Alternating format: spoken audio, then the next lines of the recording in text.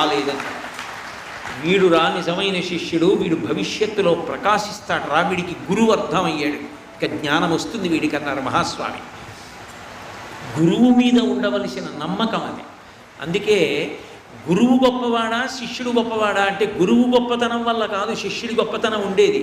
ఆయన గురువు అనుకున్నవాడెవడో వాడు శిష్యుడు.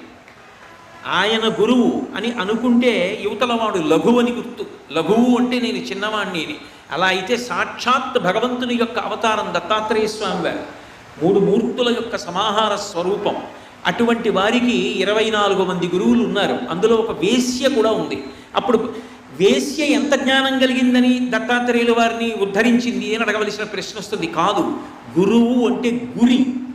మా గురువు గారు దైవం అంతే, మా గురువు గారు ఏది చెప్పారో నేను అదే పాటిస్తాను. ఇప్పుడు గురువు గారికి ఎంత తెలుసు కాదు, గురువుని నమ్మిన శిష్యుడు